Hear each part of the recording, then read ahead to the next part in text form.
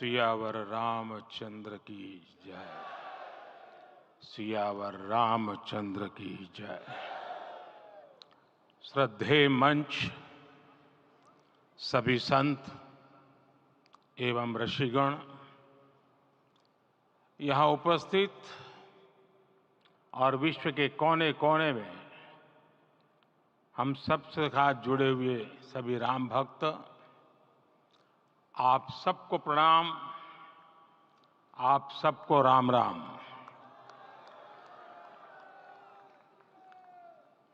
आज हमारे राम आ गए हैं।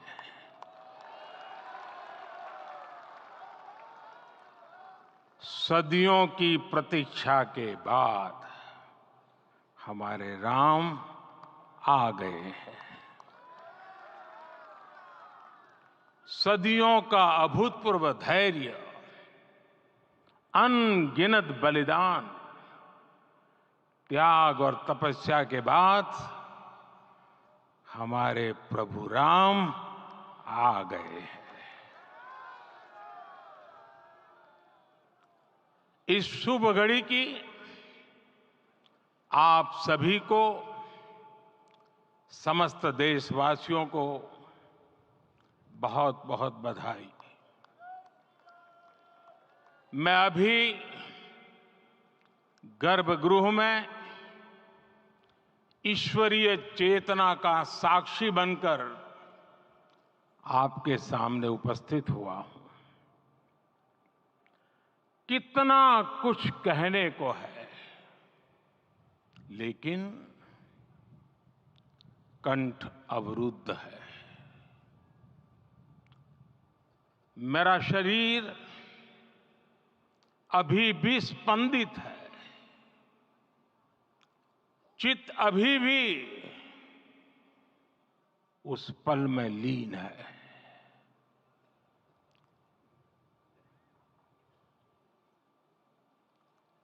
हमारे रामलला अब टेंट में नहीं रहेंगे।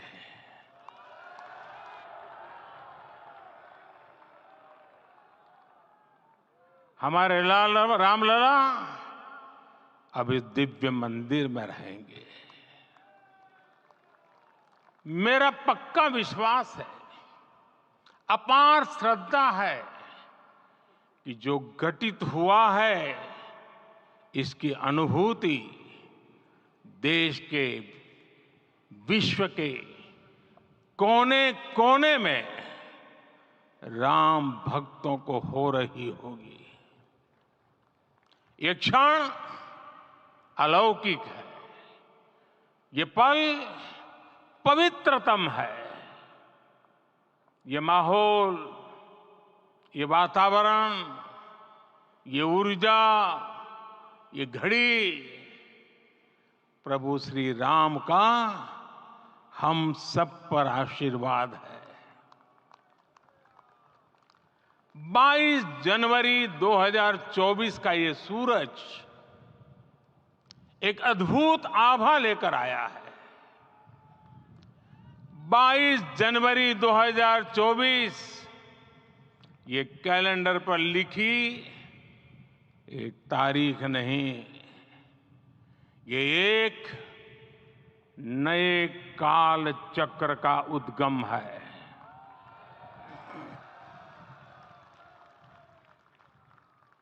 राम मंदिर के भूमि पूजन के बाद से प्रतिदिन पूरे देश में उमंग और उत्साह बढ़ता ही जा रहा था। निर्माण कार्य देख देशवासियों में हर दिन एक नया विश्वास पैदा हो रहा था। आज हमें सदियों के उस धैर्य की धरोहर मिली है। आज हमें श्री राम का मंदिर मिला है। गुलामी की मानसिकता को तोड़कर उठ खड़ा हो राष्ट्र। अतीत के हर दंश से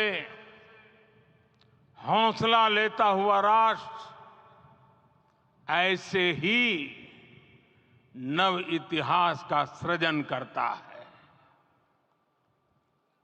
आज से 1000 साल बाद भी लोग आज की इस तारीख की, आज के इस पल की चर्चा करेंगे। और ये कितनी बड़ी राम कृपा है कि हम सब इस पल को जी रहे हैं, इसे साक्षात घटित होते देख रहे हैं। आज दिन दिशाएं, दिग दिगंत सब दिव्यता से परिपूर्ण है। ये समय सामान्य समय नहीं है। ये काल के चक्र पर सर्वकालिक शाही से अंकित हो रही अमिट स्मृति रेखाएं हैं। साथियों, हम सब जानते हैं कि जहां राम का काम होता है, वहां पवन पुत्र हनुमान अवश्य विराजमान होते हैं। इसलिए मैं राम भक्त हनुमान और हनुमान गढ़ी को भी प्रणाम करता हूं। मैं माता जानकी, लक्ष्मण जी, भरत, शत्रुघ्न सबको नमन करता हूं। मैं पावन अयोध्यापुरी और पावन सरयू को भी प्रणाम करता हूं। मैं इस पल दैवीय अनुभव कर रहा हूं कि जिनके आशीर्वाद से ये महान कार्य पूरा हुआ है। वे दिव्य आत्माएं, वे दैवीय विभूतियां भी इस समय हमारे आसपास उपस्थित है। मैं इन सभी दिव्य चेतनाओं को भी कृतज्ञता पूर्वक नमन करता हूं। मैं आज प्रभु श्री राम से क्षमा याचना भी करता हूं। हमारे पुरुषार्थ, हमारे त्याग, तपस्या में कुछ तो कमी रह गई होगी कि हम इतनी सदियों तक ये कार्य कर नहीं पाए। आज वो कमी पूरी हुई है।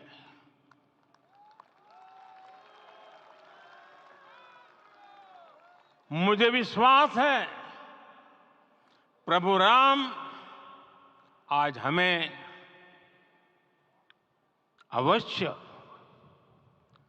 क्षमा करेंगे। मेरे प्यारे देशवासियों, त्रेता में राम आगमन पर पूज्य संत तुलसीदास जी ने लिखा है, प्रभु बिलो की हर से पुरबासी, जनित वियोग विपत्ति समनासी। अर्थात प्रभु का आगमन देकर ही सब अयोध्यावासी, समग्र देशवासी हर्ष से भर गए। लंबे वियोग से जो आपत्ति आई थी, उसका अंत हो गया। उस कालखंड में तो वो वियोग केवल 14 वर्षों का था। तब भी इतना असह्य था। इस युग में तो अयोध्या और देशवासियों ने सैकड़ों वर्षों का वियोग सहा है। हमारी कई कई पीढ़ियों ने वियोग सहा है। भारत के तो संविधान में उसकी पहली प्रति में भगवान राम विराजमान है। संविधान के अस्तित्व में आने के बाद भी दशकों तक प्रभु श्री राम के अस्तित्व को लेकर कानूनी लड़ाई चली। मैं आभार व्यक्त करूंगा भारत की न्यायपालिका का, जिसने न्याय की लाज रख ली।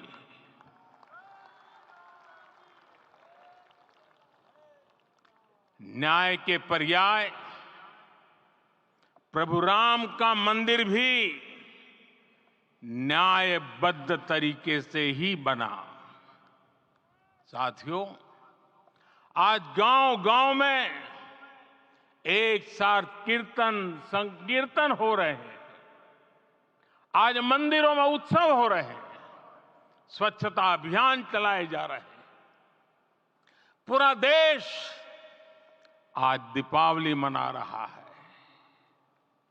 आज शाम घर घर राम ज्योति प्रज्वलित करने की तैयारी है।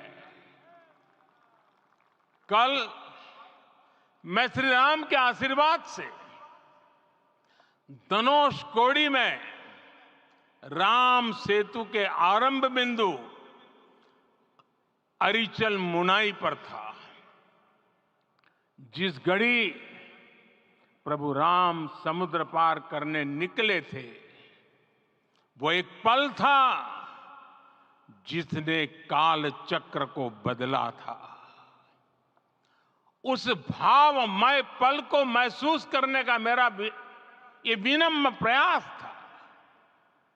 वहां पर मैंने पुष्प वंदना की।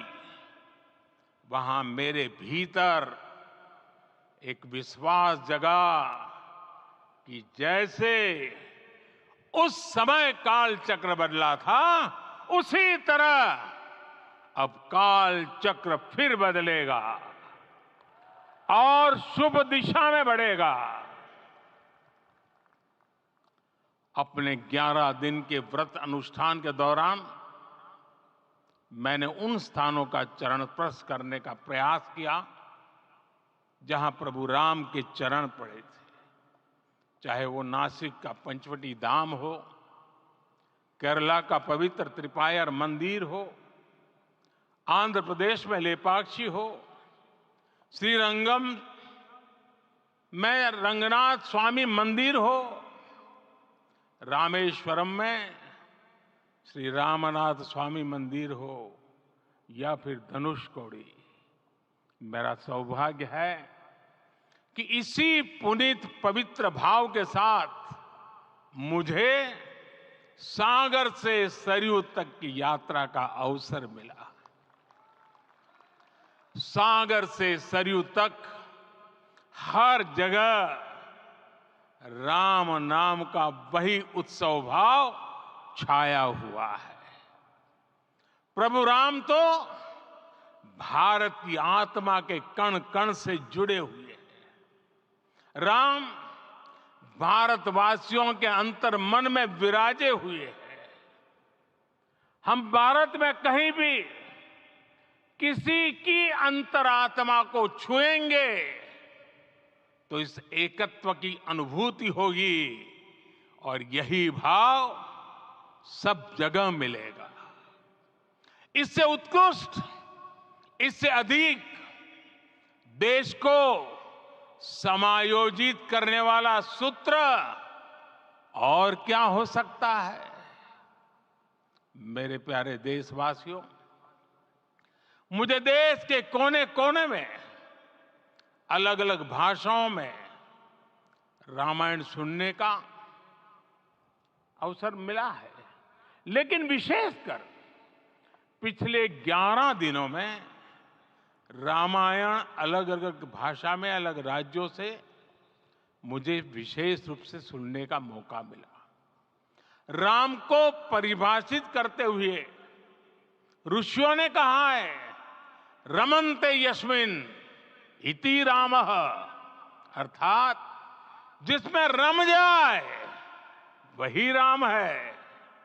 राम लोक की स्मृतियों में, पर्वत से लेकर परंपराओं में सर्वत्र समाये हुए हैं। हर युग में लोगों ने राम को जिया है। हर युग में लोगों ने अपने अपने शब्दों में अपनी अपनी तरह से राम को अभिव्यक्त किया है।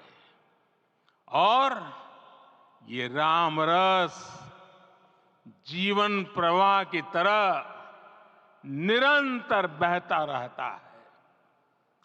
प्राचीन काल से भारत के हर कोने के लोग राम रस का आचमन करते रहे हैं।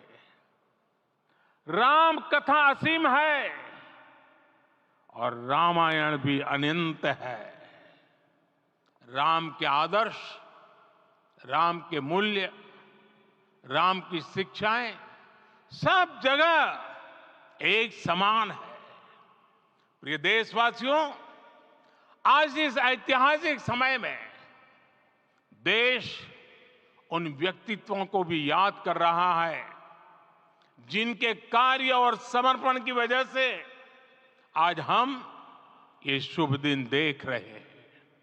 राम के इस काम में कितने ही लोगों ने त्याग और तपस्या की पराकाष्ठा करके दिखाई है। उन अनगिनत राम भक्तों के, उन अनगिनत कार सेवकों के और उन अनगिनत संत महात्माओं के हम सब ऋणी हैं। साथियों, आज का ये अवसर उत्सवता का क्षण तो है ही, लेकिन इसके साथ ही यह क्षण भारतीय समाज की परिपक्वता के बोध का भी क्षण है। हमारे लिए ये अवसर सिर्फ विजय का नहीं, विनय का भी है। दुनिया का इतिहास साक्षी है कि कई राष्ट्र अपने ही इतिहास में उलझ जाते हैं। ऐसे देशों ने जब भी अपने इतिहास की उलझी हुई गांठों को खोलने का प्रयास किया, उन्हें सफलता पाने में बहुत कठिनाई आई, बल्कि कई बार तो पहले से ज्यादा मुश्किल परिस्थितियां बन गई।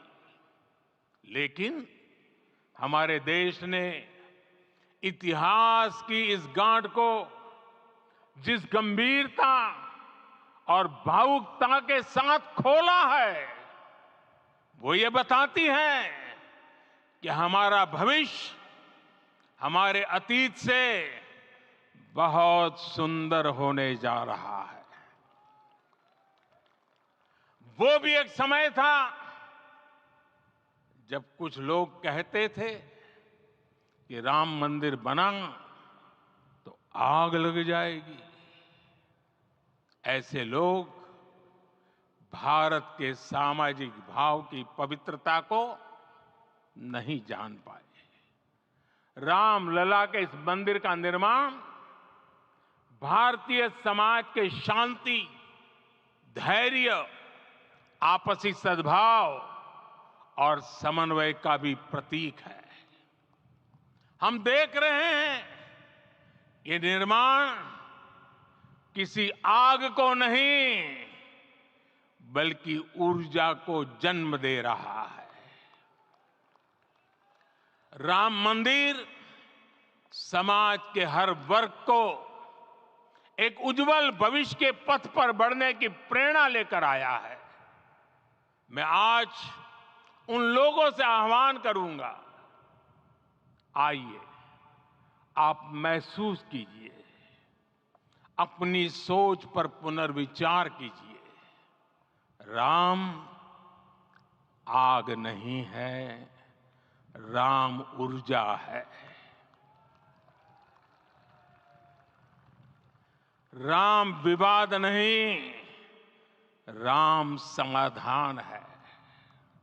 राम सिर्फ हमारे नहीं है, राम तो सबके हैं। राम वर्तमान नहीं, सिर्फ वर्तमान ही नहीं, राम अनंत काल है। साथियों, आज जिस तरह राम मंदिर प्राण प्रतिष्ठा के इस आयोजन से पूरा विश्व जुड़ा हुआ है, उसमें राम की सर्वव्यापकता के दर्शन हो रहे हैं। जैसा उत्सव भारत में है, वैसा ही अनेक देशों में है। आज अयोध्या का यह उत्सव रामायण की उन वैश्विक परंपराओं का भी उत्सव बना है। रामलला की ये प्रतिष्ठा वसुधैव कुटुंबकम के विचार की भी प्रतिष्ठा है। साथियों, आज अयोध्या में केवल श्री राम के विग्रह रूप की प्राण प्रतिष्ठा नहीं हुई है, ये श्री राम के रूप में साक्षात भारतीय संस्कृति के प्रति अटूट विश्वास की भी प्राण प्रतिष्ठा है। ये साक्षात मानवीय मूल्यों और सर्वोच्च आदर्शों की भी प्राण प्रतिष्ठा है। इन मूल्यों की, इन आदर्शों की आवश्यकता आज संपूर्ण विश्व को है। सर्वे भवन्तु सुखिनः, ये संकल्प हम सदियों से दोहराते आए हैं। आज उसी संकल्प को राम मंदिर के रूप में साक्षात आकार मिला है। ये मंदिर मात्र एक देव मंदिर नहीं है, ये भारत की दृष्टि का, भारत के दर्शन का, भारत के दिग्दर्शन का मंदिर है। ये राम के रूप में राष्ट्र चेतना का मंदिर है। राम भारत की आस्था है, राम भारत का आधार है, राम भारत का विचार है, राम भारत का विधान है, राम भारत की चेतना है, राम भारत का चिंतन है, राम भारत की प्रतिष्ठा है, राम भारत का प्रताप है, राम प्रवाह है, राम प्रभाव है, राम नेति भी है, राम नीति भी है, राम नित्यता भी है, राम निरंतरता भी है, राम विभु है, विशद है, राम व्यापक है, विश्व है, विश्वात्मा है। और इसलिए जब राम की प्रतिष्ठा होती है तो उसका प्रभाव वर्षों या शताब्दियों तक ही नहीं होता, उसका प्रभाव हजारों वर्षों के लिए होता है। महर्षि वाल्मीकि ने कहा है, राज्यम 10 सहस्त्राणि प्राप्य वर्षाणि राघव, अर्थात राम 10,000 वर्षों के लिए राज्य पर प्रतिष्ठित हुए, यानी हजारों वर्षों के लिए राम राज्य स्थापित हुआ। जब त्रेता में राम आए थे तब हजारों वर्षों के लिए राम राज्य की स्थापना हुई थी। हजारों वर्षों तक राम विश्व पथ प्रदर्शन करते रहे थे। और इसलिए मेरे प्यारे देशवासियों, आज अयोध्या भूमि हम सभी से, प्रत्येक राम भक्त से, प्रत्येक भारतीय से कुछ सवाल कर रही है। श्री राम का भव्य मंदिर तो बन गया, अब आगे क्या? सदियों का इंतजार तो खत्म हो गया, अब आगे क्या?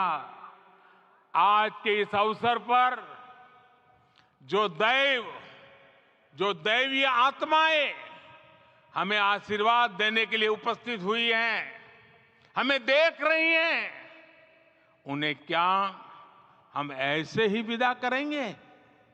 नहीं, कदापि नहीं। आज मैं पूरे पवित्र मन से महसूस कर रहा हूं कि काल चक्र बदल रहा है। ये सुखद संयोग है कि हमारी पीढ़ी को एक कालजयी पथ के शिल्पकार के रूप में चुना गया है। 1000 वर्ष बाद की पीढ़ी राष्ट्र निर्माण के हमारे आज के कार्यों को याद करेगी। इसलिए मैं कहता हूं, यही समय है, सही समय है।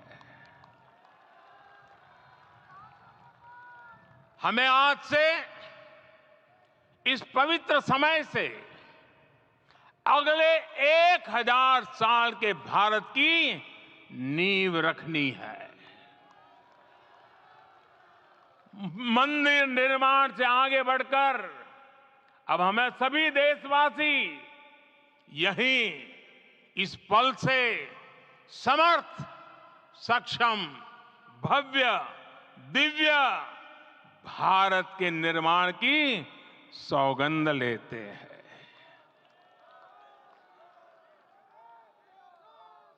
राम के विचार मानस के साथ ही जनमानस में भी हो, यही राष्ट्र निर्माण की सीढ़ी है। साथियों, आज के युग की मांग है कि हमें अपने अंतःकरण को विस्तार देना होगा। हमारी चेतना का विस्तार देव से देश तक, राम से राष्ट्र तक होना चाहिए। हनुमान जी की भक्ति, हनुमान जी की सेवा, हनुमान जी का समर्पण, ये ऐसे गुण हैं जिन्हें हमें बाहर नहीं खोजना पड़ता। प्रत्येक भारतीय में भक्ति, सेवा और समर्पण के भाव समर्थ, सक्षम, भव्य, दिव्य भारत का आधार बनेंगे। और यही तो है देव से देश और राम से राष्ट्र की चेतना का विस्तार। दूर सुदूर जंगल में, कुटिया में जीवन गुजारने वाली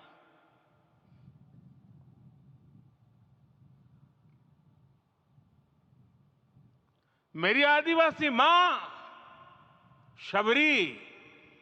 शबरी का ध्यान आते ही अप्रतिम विश्वास जागृत होता है। मां शबरी तो कब से कहती थी, राम आएंगे।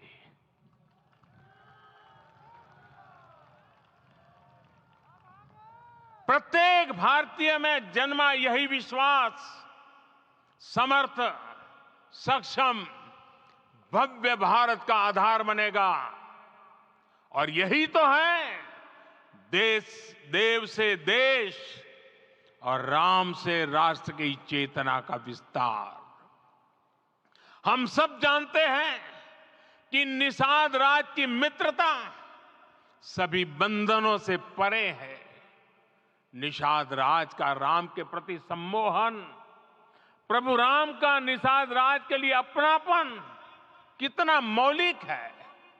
सब अपने हैं, सभी समान है। प्रत्येक भारतीय में अपनत्व की, बंधुत्व की ये भावना समर्थ, सक्षम, भव्य, दिव्य भारत का आधार बनेगी। और यही तो है देव से देश और राम से राष्ट्र की चेतना का विस्तार। साथियों, आज देश में निराशा के लिए रत्ती भर भी स्थान नहीं है। मैं तो बहुत सामान्य हूं, मैं तो बहुत छोटा हूं, अगर कोई ये सोचता है तो उसे गिलहरी के योगदान को याद करना चाहिए। गिलहरी का स्मरण ही हमें हमारी इस हिचक को दूर करेगा, हमें सिखाएगा कि छोटे बड़े हर प्रयास की अपनी ताकत होती है, अपना योगदान होता है। और सबके प्रयास की यही भावना समर्थ, सक्षम, भव्य, दिव्य भारत का आधार बनेगी। और यही तो देव से देश और राम से राष्ट्र का, राष्ट्र की चेतना का विस्तार। साथियों, लंकापति रावण प्रकांड ज्ञानी थे, अपार शक्ति के धनी थे, लेकिन जटायु जी की मूल्य निष्ठा देखिए। वे महाबली रावण से भिड़ गए। उन्हें भी पता था कि वो रावण को परास्त नहीं कर पाएंगे, लेकिन फिर भी उन्होंने रावण को चुनौती दी। कर्तव्य की यही पराकाष्ठा समर्थ, सक्षम, भव्य, दिव्य भारत का आधार है। और यही तो है देव से देश और राम से राष्ट्र की चेतना का विस्तार। आइए हम संकल्प लें कि राष्ट्र निर्माण के लिए हम अपने जीवन का पल पल लगा देंगे। राम काज से राष्ट्र काज, समय का पल पल, शरीर का कण कण राम समर्पण को राष्ट्र समर्पण के ध्येय से जोड़ देंगे। मेरे देशवासियों, प्रभु श्री राम की हमारी पूजा विशेष होनी चाहिए। ये पूजा स्व से ऊपर उठ करके समष्टि के लिए होनी चाहिए। ये पूजा अहम से उठकर वयम के लिए होनी चाहिए। प्रभु को जो भोग चढ़ेगा वो विकसित भारत के लिए हमारे परिश्रम की पराकाष्ठा का प्रसाद भी होगा। हमें नित्य पराक्रम, पुरुषार्थ, समर्पण का प्रसाद प्रभु राम को चढ़ाना होगा।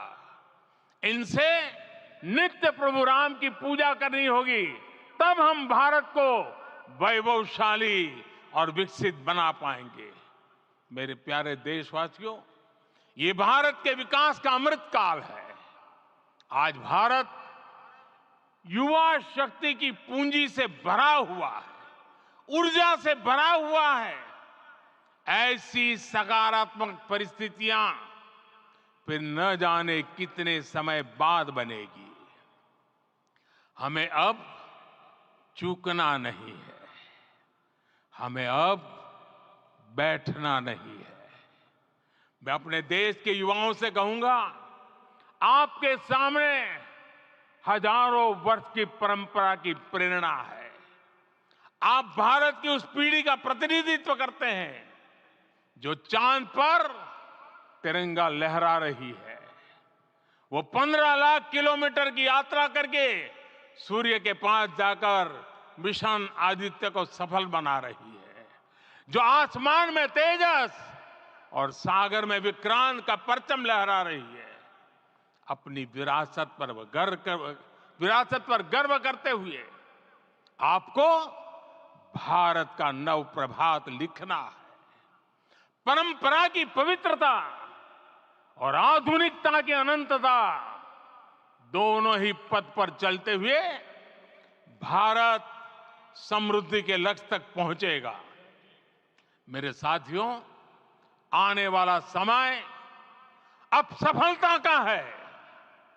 आने वाला समय अब सिद्धि का है। ये भव्य राम मंदिर साक्षी बनेगा भारत के उत्कर्ष का, भारत के उदय का। ये भव्य राम मंदिर साक्षी बनेगा भव्य भारत के अभ्युदय का, विकसित भारत का। ये मंदिर सिखाता है कि अगर लक्ष्य सत्य प्रमाणित हो, अगर लक्ष्य सामूहिकता और संगठित शक्ति से जन्मा हो, तब उस लक्ष्य को प्राप्त करना असंभव नहीं है। ये भारत का समय है और भारत अब आगे बढ़ने वाला है।